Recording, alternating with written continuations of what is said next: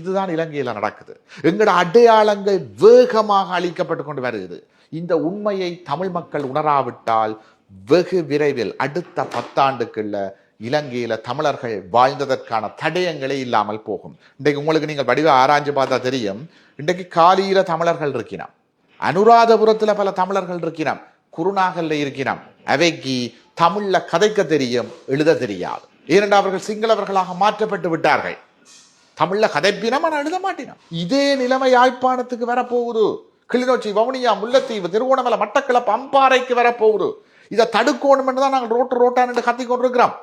நாங்கள் தையிட்டியில இந்த பிரச்சனை வரப்போதண்டு 2 வருஷத்துக்கு முதலே சொன்னாங்க, போராடினாங்க.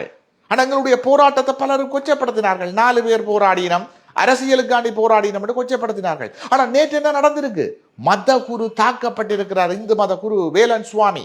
அரசியல்வாதிகள் தாக்கப்பட்டிருக்கிறார்கள். அன்றைக்கு நாங்கள் சொல்லி கேட்டு எங்களோடு சேர்ந்து போராடி இருந்தால் இன்றைக்கு இந்த அச்சுறுத்தல் நடந்திருக்குமா? நான் இந்த நிகழ்ச்சியின் வாயிலாக எங்களோட உறவுகளுக்கு சொல்ல விரும்புறது, நாங்கள் எங்களுக்காண்டி போராடியில. எனக்கு தையிட்டு இலகாணி இல்லை, உங்களுக்கும் சேர்த்து தான் போராடி கொண்டிருக்கிறோம். இன்றைக்கு நீங்கள் எங்களோட போராட்டத்தை பலப்படுத்த தவறவியலா இருந்தால் இன்றைக்கு தையிட்டியில வந்த புத்தர் சிலையும் விகாரையும் நாங்கள் நாளைக்கு உங்களை விட்டு முத்தத்துக்குள்ள வரும். அப்ப சிந்திச்சு பிரயோசனம் இல்லை.